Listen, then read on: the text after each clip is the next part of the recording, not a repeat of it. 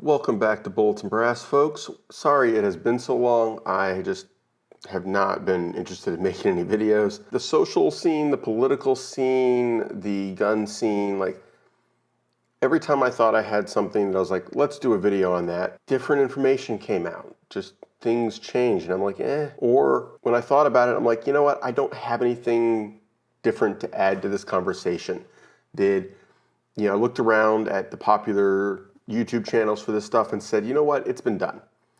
So we're just basically going to have an opinion piece today. This is my thoughts on a few topics related to the politics of the day.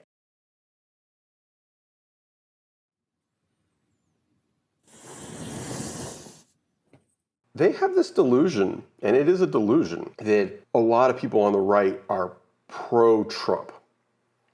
In meaning that we're actively like, we think Trump is great. No, that's not what the situation is.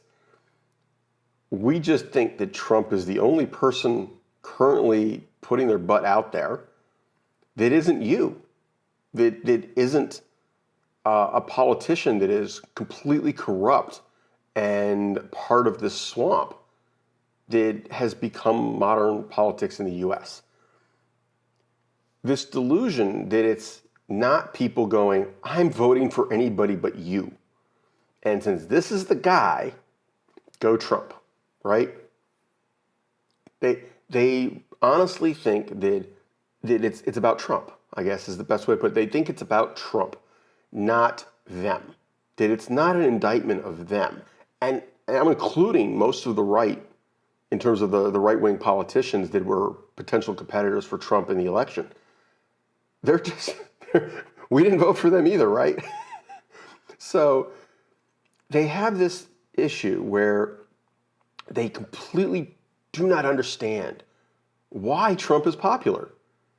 They don't get it. And I think that's critical because the fact that they don't get it becomes more and more apparent day after day after day. More and more people go, these people are very out of touch with reality. Look, I don't like Trump. He's a loudmouth asshole. That's okay. I don't expect him to be a saint. Like, I'm not going to get into all the issues that people on the right have with the left. The ignoring the law, the manipulating facts, blah, blah, blah. My audience mostly knows all this, and we have the same beliefs and values on this. And it's not about left or right. It's about values that this country is based on and that it needs to maintain to go forward and survive. Problem is, I'm not talking about the left as in the population. I'm talking about the left as in the politicians. They have a grand agenda that they want to pursue with no understanding or care of how it's actually going to play out. And when people go, that doesn't work, they go, we don't care, or lie about it. And that's a problem. It's ridiculous. It shows just how bad the situation has gotten, just how poor our choices are, and just how low information they believe we are. When you look at how they're treating us as a voting population, it's very clear they consider us stupid. It's very clear that they consider us incompetent, uninformed, and sheep to be led. That, to me, is a bigger problem than their actual political stance on other topics. This belief is core to how they handle the population, how they're that out of touch even with the people in their own constituency, their own supporters, is scary. Because I don't think that people are low information overall these days. I think that they are brainwashed. I think that they are misled.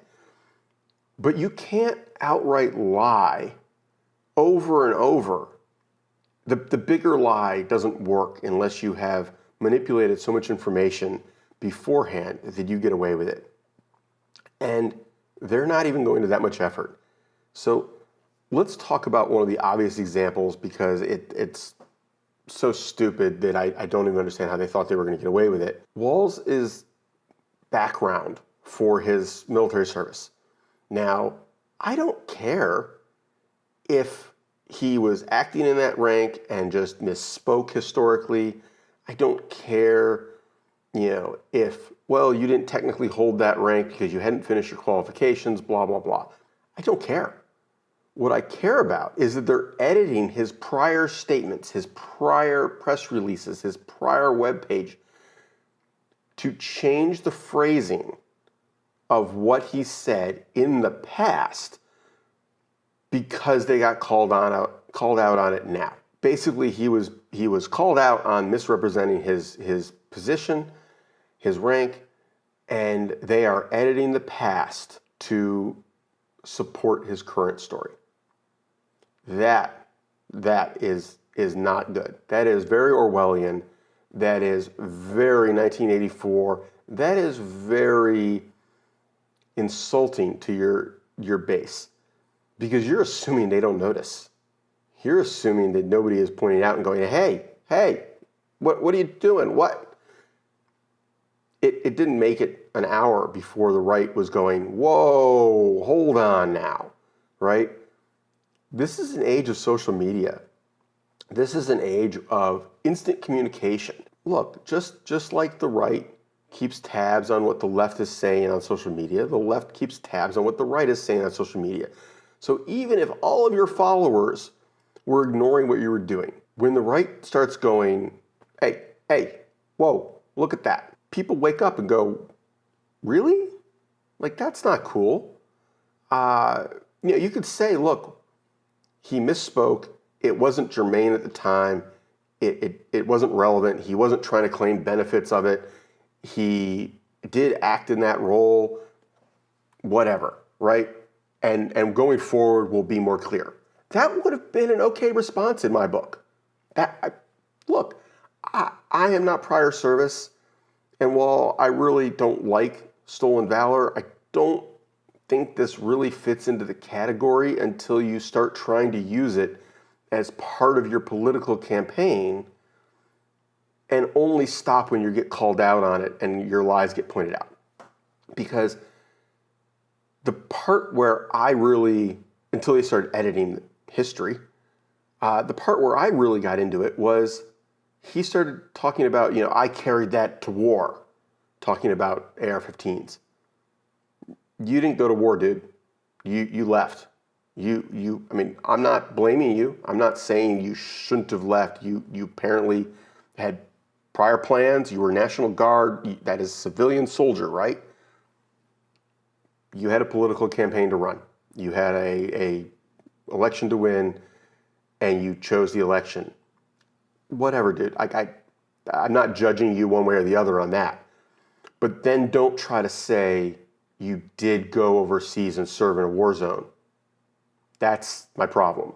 That's where that's the stolen valor, right? Because everybody who did go, they put their butt on the line in the war zone. And now you're trying to say that you went too, when you very specifically didn't. And you're trying to use that to then take rights from other people. That I have a problem with. Just for simplicity, I am going to not get into some of the non-political stuff in this video. We're already a little long for how this is going to edit out. So I will leave it at that. Take care, have fun, stay safe, everybody.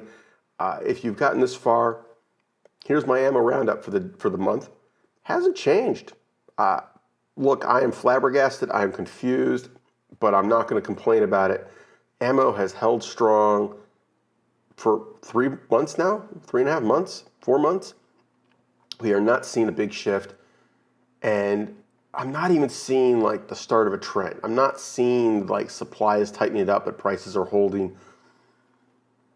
So far, so good. I'm not seeing a lot of, big purchasing. I'm seeing some, but not as an overall trend. So not enough to start a panic situation. So great.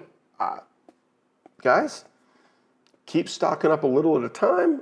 Dollar cost average this stuff, and get your practice in, get some training in. Now's still a good time. Take care, everybody.